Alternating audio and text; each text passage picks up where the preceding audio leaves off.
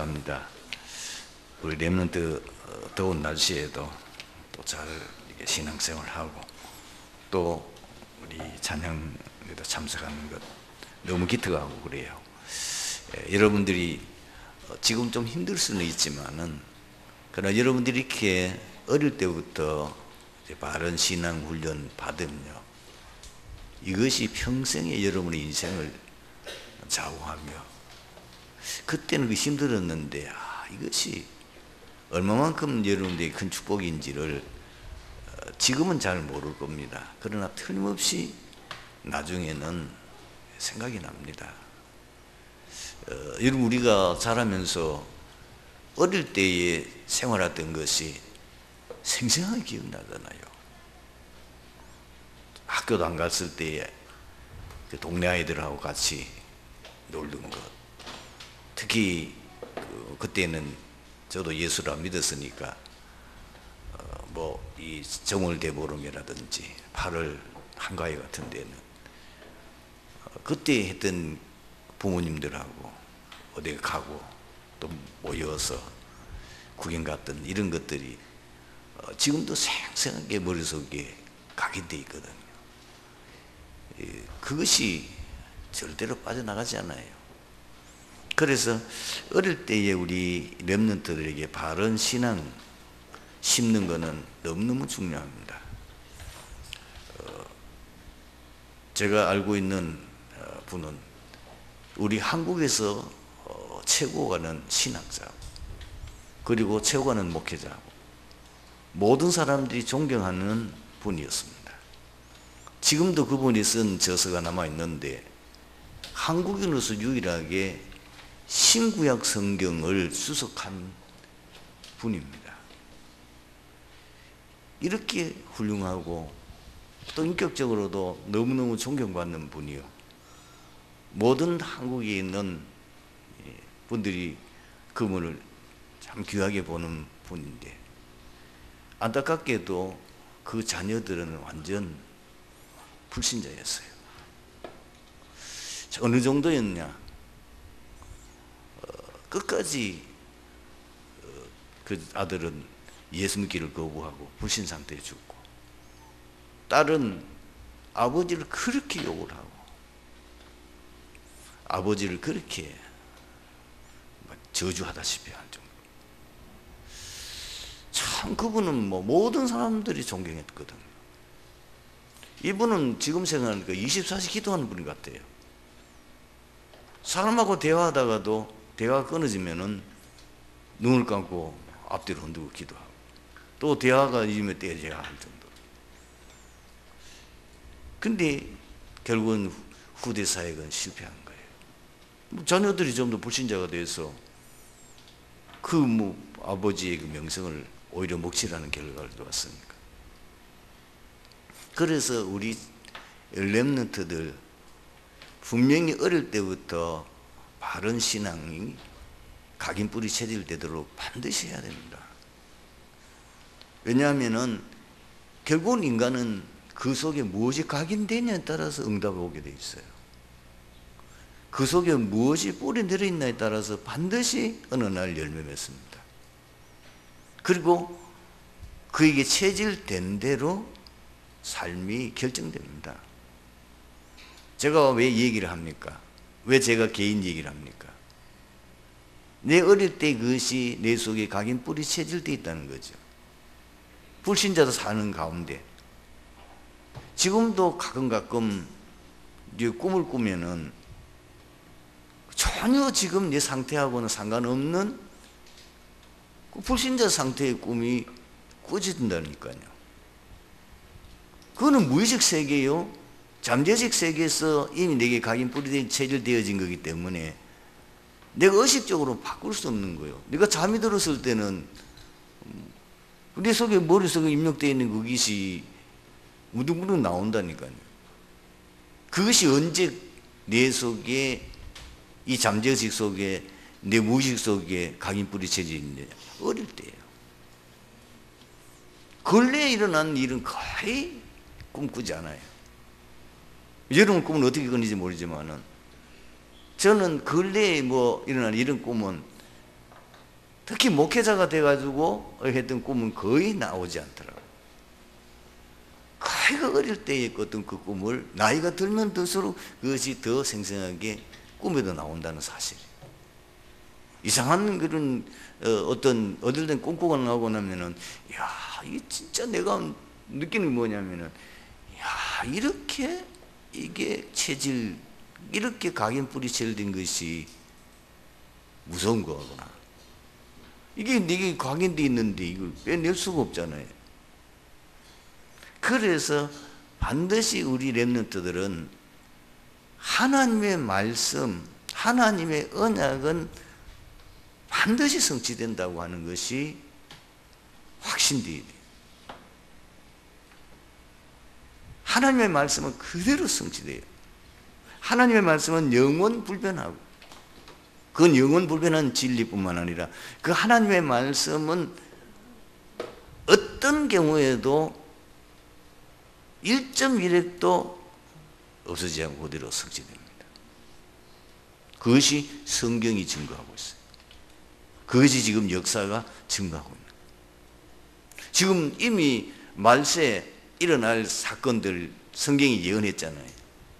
디모데후서 3장 여러분들이 1절에서 한 13절까지 읽어보세요.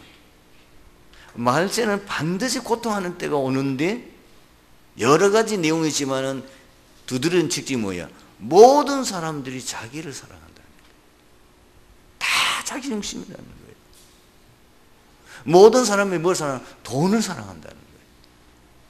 말세에는 반드시 돈 신이 돼. 돈이 신이라. 지금 미국하고 중국하고 붙었잖아요. 돈 때문에는, 경제 때문에. 서로 주도권 잡으려고. 그 다음에 세 번째는 뭐냐? 쾌락 사랑하기를 하나님보다 더 한다는 거예요. 이 말세가 되면 될수록 많은 사람들이 육신적인 것 쾌락 즐기고, 그래서 요즘 특히 젊은 사람들 이렇게 보니까요, 우리와 사고방식이 많이 달라요. 뭐 있는 데는 먹고 쓰고 막 즐기자는 거예요, 보니까. 말하기 그런데 새 살면서도요, 해외여행 가는 거를 그리 즐겨요. 심지어 또 어떤 경우에는 세세 살면서도 차는 또 좋은 차 빼고 가져 다녀요. 그게 허황된 꿈이거든. 남의 이거 과시하려는 거예요. 내가 이렇게 잘났다. 실제로 가보면 지금 제 집에 살고, 그리고 뭐 한 달에 버는 그 월급도 얼마 안 돼요. 그냥 먹고 마시고 즐기자는 거예요. 살다 가면 그만이지 뭐, 이런 식이라. 성경이 벌써 2000년 전에 예언된 것이 그대로 지금 돼 있는 거예요. 그래서 우리 렘넌트가 사실 성공하는 것은 쉬워요. 하나님의 언약의 말씀 따라 살면 돼요. 성공에 대한 모든 것이 성경에 이미 말씀 속에 예언되어 있거든요. 절대로 세상 환경이나 뭐 세상 지식이나 이런 일에 흔들릴 필요 없어요. 그거는 다 가짜예요. 시대의 문화나 지식은 자꾸 바뀌어요.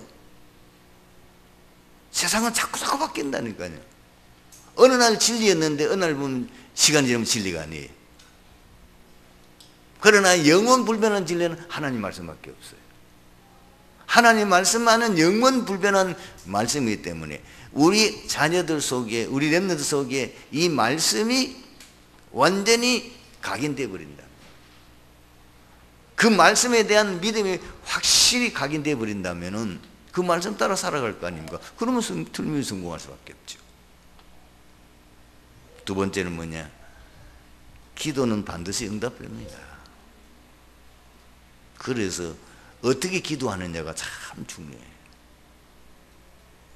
성경이 말하는 기도는 예수님이 마태복음 6장에 밝혔어요. 무엇을 먹을까, 무엇을 마실까, 무엇을 입을까 염려하지 말라. 그런 건 다 이방인들이 구하는 종교적 기도다.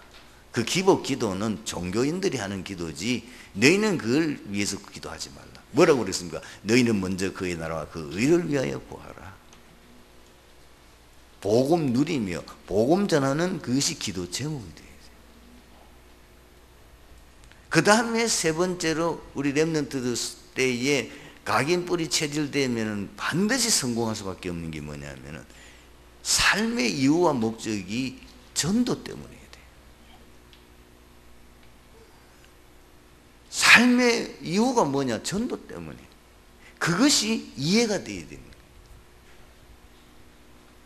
지금 렘넌트 때 대부분의 사람들이 자기 욕심의 종이 되어 있구나. 대부분의 사람들이 세상의 노예로 살아가고 있고 대부분의 사람들이 자기도 모르게 평생을 나름대로는 잘 산다고 사는 것이 사단의 심부름하고 있다는 것이 이게 보여져야 돼요. 이것이 렘넌트 보여졌다면 사실 끝나는 거예요. 그 훌륭한 분들, 많은 사람들이 존경하는 분들을 실제 영적 실태를 자세히 보니까 자기 야망 키우기 위해서 평생의 야망의 노예가 돼가지고 징기스칸이나 또 알렉산더나 이런 분들이 세계를 정복한 거예요. 누구의 자기 야망 채우려. 그래서 많은 사람들을 전쟁을 통해서 죽고 재앙을 당하는 일.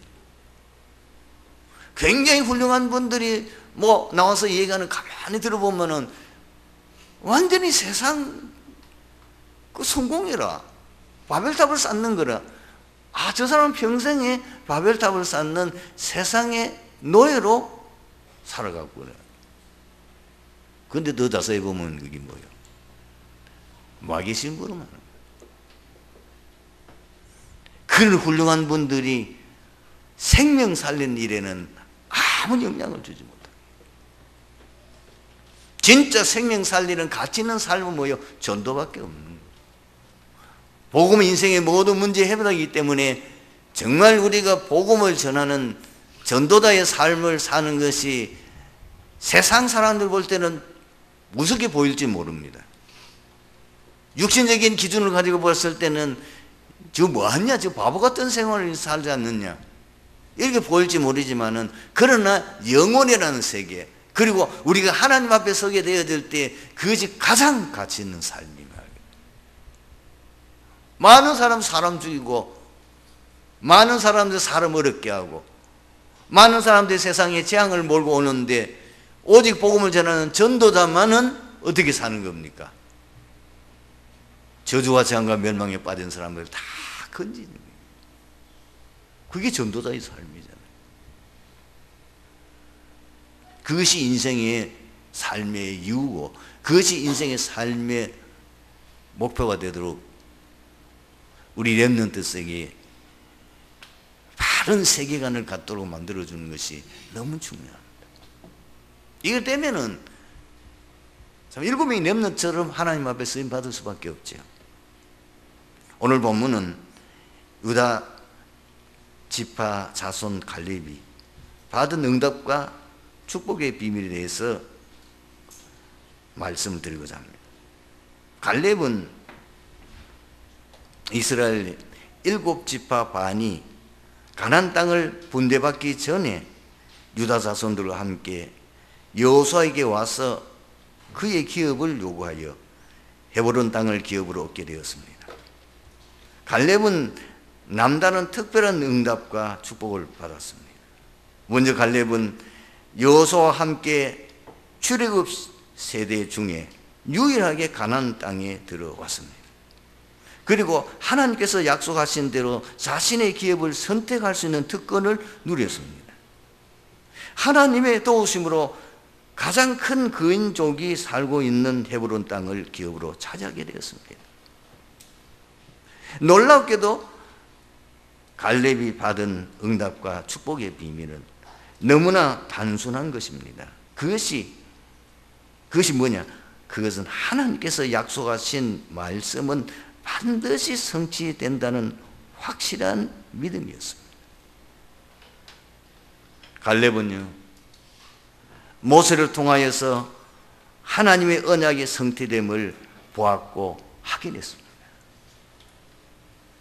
출애굽기 3장 1절에서 21절까지 자세히 보시면 하나님이 모세를 그 호렙산 가시덤불 거기서 부르실 때에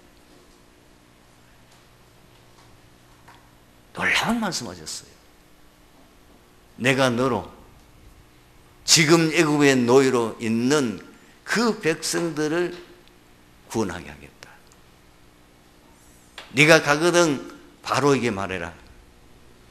우리 민족이 피제사 드릴 수 있도록 시간을 허락해 달라고 해라. 광야에 가서 피제사 드릴 수 있도록. 그러면서 처음부터 뭐라고 그랬냐면은 너희가 가서 이 말을 할 때에 바로가 절대로 듣지 않을 것이다. 내가 이 애굽 땅에 여러 재앙을 내리고 난 이후에 바로가 너희들을 해방시킬 것이고, 너희들이 이 애굽 땅에서 나올 때는 애굽의 많은 사람들의 금은 보화 폐물을 가지고 가게 될 것이다. 그대로 됐어요. 출애굽기 5장부터 시작해서 12장 52절 마지막까지 보십시오. 그 내용이 사실 출애굽기 3장 1절에서 22절에 하나님이 모세를 처음 부르셔서 그에게 천명을 주셨을 때에 앞으로 일어날 이 얘기를 했는데 그대로 됐어요. 뿐만 아닙니다. 이 이스라엘 백성들이 이제 출애굽해가지고 나중에 이 홍해를 건너게 되는데 그 홍해를 건너는 내용을 자세히 보면은 하나님께서 모세에게 말씀하신 그대로 성취돼요. 너는 두려워하지 말고 이 백성들 보는 앞에서 네가 가지고 있는 그 지팡이를 가지고 홍해를 가리키라. 그리하면은 그 홍해가 갈라져서 그 홍해 사이로 육지까지 건너게 될 것이다. 그대로 됐어요. 그리고 이스라엘 백성들이 언약의 백성들이 광야길을 가는 동안에 하나님이 세밀하고 완벽하게 그들을 인도하셨습니다. 낮에는 구름 기둥으로 밤에는 불 기둥으로. 언약의 백성들이 먹을 것이 없는 그 광야에서 어떻게 살았습니까? 매일같이 하나님이 아침에 이슬이 내리는 그 시간에 만나를 내려주셨어요.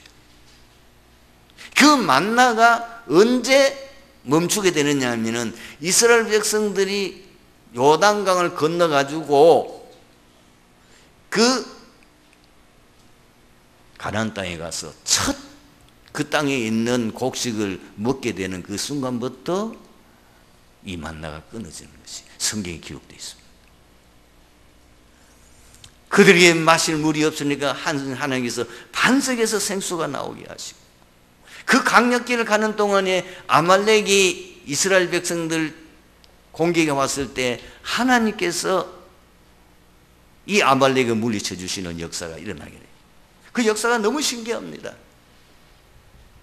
모세와 아론 훌이 높은 언덕 위에 올라가서 모세가 두 손을 들고 하나님 앞에 기도하는 시간에 이스라엘의 이 군대 최고의 지휘자로 여호수아가 이제 군대를 끌고 아말렉을 싸움을 하게 되는데, 모세의 손이 들려 있는 동안에는 이스라엘 백성들이 아말렉을 공격해서 아말렉이 막 물리치게 되는데, 모세가 이 손을 계속 들고 있을 수 없잖아요. 그래서 그 손이 내려오면은 이스라엘 백성들이 막 밀리는 거예요. 그래서 아론과 홀이 모세로 하여금 이 넓적한 돌을 갖다 놓고 거기에 앉게 하고, 한 사람은 오른손, 한 사람은 왼손, 아론과 홀이 모세의 손을 들고 하루 종일 서 있었는데 완전히 그 아말렉 군대를 물리치고 대승리한 내용이 성경에 기록되어 있어요. 말하자면은 이 갈렙은 그때 나이가 40세예요. 한창 때 출애굽할 당시에 그 눈으로 똑똑히 하나님이 이 모세를 통해서 언약한 말씀이 그대로 성취되는 것을 확인했어요.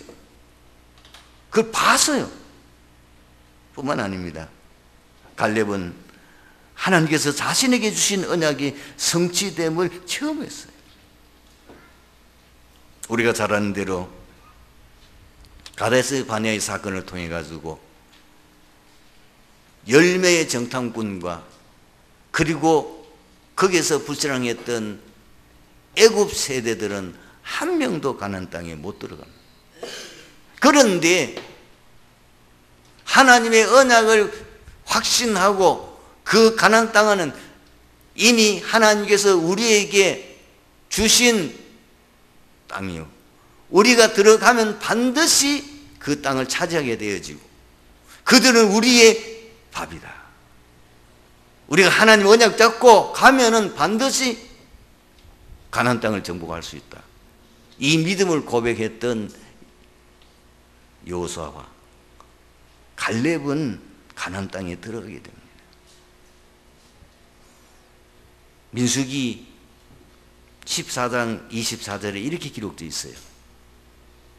그러나 내 종 갈렙은 그 마음이 그들과 달라서 나를 온전히 쫓아선즉 그가 갔던 그 땅으로 내가 그들을 인도하여 드리니 그의 자손이 그 땅을 차지하리라. 그리고 민수기 14장 37절 38절 보세요. 거기에 뭐라고 기록되어 있습니까?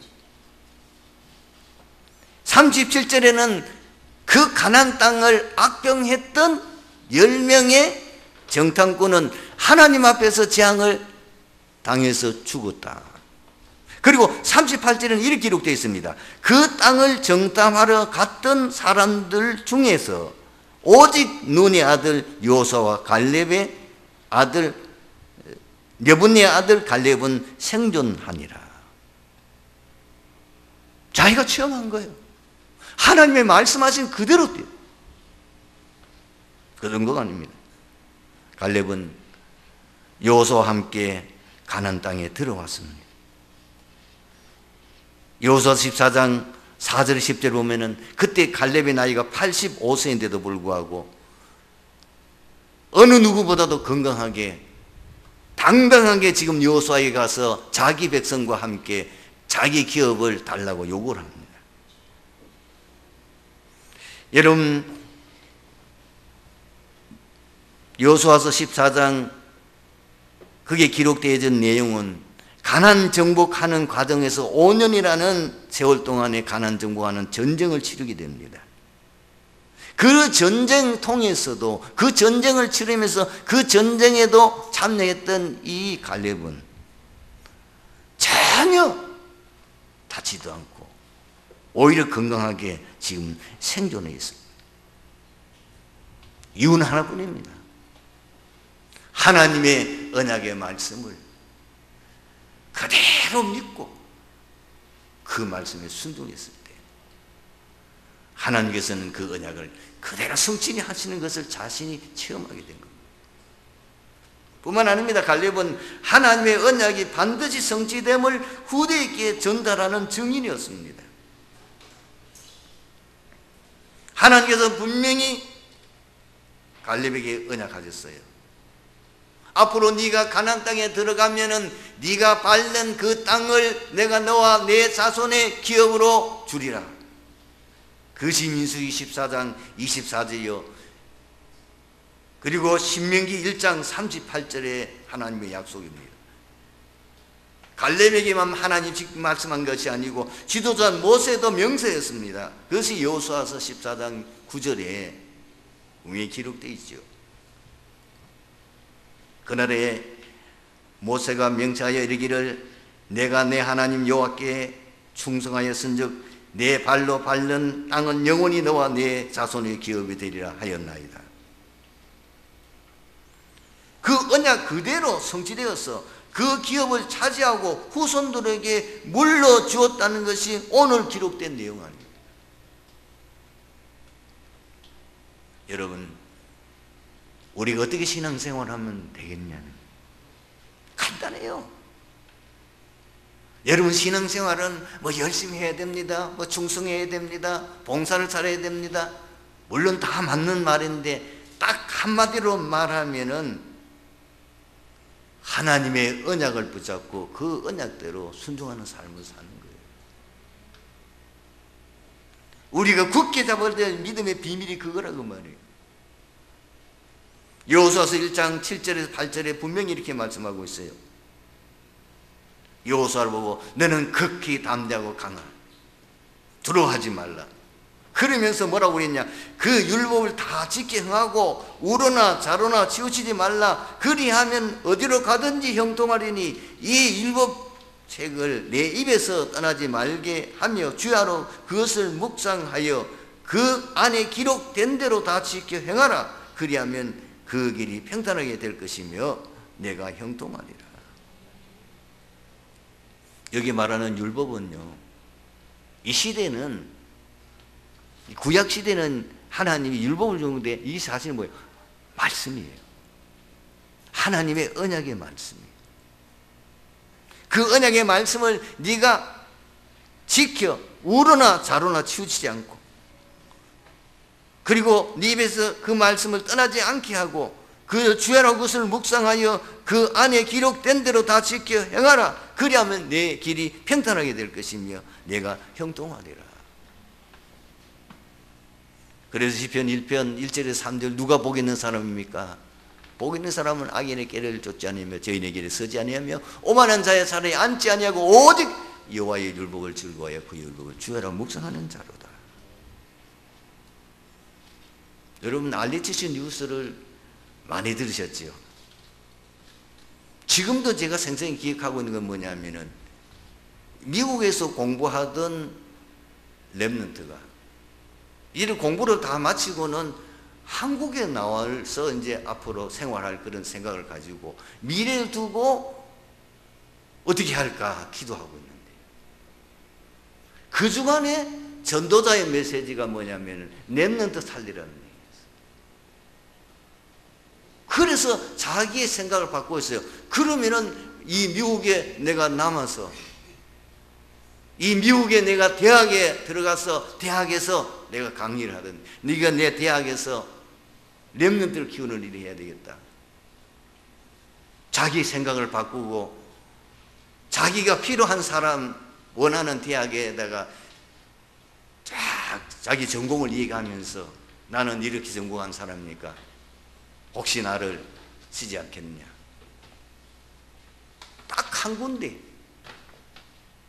연락이 왔더니, 그래서 하나님 뜻인 줄 알고 갔는데 그 대학에서 교수가 됐어요. 지금 미국에서 멋지게 렘넌트 사역하고 있습니다. 지난주 전주에 전도자가 이런 고백을 했어요. 어떤 교회에 예배 인도하러 갔더니 그 교회 사모님이 자기가 메시지 기록한 노트를 목사님에게 보여주더라고요. 근데 그게 뭐 있냐? 목사님이 그 교회에 처음 왔을 때, 두 번째 왔을 때, 한 몇 번 그 교회를 갔는데 그때 목사님이 하신 메시지, 그 핵심되는 내용을 보여주고 그것이 성취된 것을 그대로 보여주더라고요. 목사님도 놀랬대요. 왜냐면 목사님은 자기가 메시지 해놓고도 잊어버리잖아요. 그런데 목사님이 그 교회 예배를 인도하면서 메시지한 그 내용이 그대로 그 교회에 성취된 거예요. 여러분, 우리가 굳게 잡아야 될 하나님의 언약이 무엇입니까? 이미 우리가 알고 있죠. 138, 14, 그리고 24, 25, 영원 237. 이거는 항상, 어디 보면 생각날 때가 아니고 항상 지속해요. 그리고 구원받은 자의 7가지 축복, 그 속에 사실 모든 것 다 들어있어요. 우리의 최고의 축복이 뭐냐? 하나님과 함께 하는 거예요. 위드예요. 이미 여러분들은 하나님과 함께 하고 있잖아요. 왜? 고린도전서 3장 16절에 너희가 하나님의 성전인 것과 하나님의 성령이 너희 안에 거하신 거 알지 못하겠나요? 그러면은 우리의 기도 응답이 우리가 어떻게 인도받는 것이냐? 기도 응답은 다른 거 아니에요. 성령 인도받는 게 기도 응답이에요.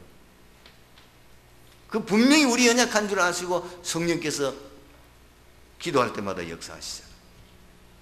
그리고 흑암을 꺾을 수 있는 권세, 우리 연약함을 아시고 하나님께서는 하늘 군대를 동원하여 언제나 하늘 보좌의 축복으로 우리를 도우시잖아요. 그리고 우리의 시민권은 하늘에 있고 하나님께서 우리에게 뭐냐? 복음을 가지고 세계 정복할 수 있는 정복권을 주셨잖아요. 이 내용을 매주간 매일 구체적으로 인도받는 그 비밀이 뭐냐면 강단 메시지, 공부 메시지. 매일매일 실제 여러분은 이 전도 현장에서 가장 인도받아야 될 말씀이 뭐냐? 기도 속 그걸 인도받으면 돼요. 이번 한 주간도 승리하게 되기를 주님의 이름으로 축원합니다. 기도하겠습니다. 하나님 감사합니다. 오늘 말씀 속에서 이 자리에 참석한 트리티 교회 모든 성도들, 특히 우리 렘넌트들이 제대로 바른 신앙이 각인 뿌리 체질되어짐으로 말미암아 앞으로 237 나라 살리는 주역으로 쓰임받는 축복 주옵소서. 주 예수 그리스도의 이름으로 기도드리옵나이다. 아멘.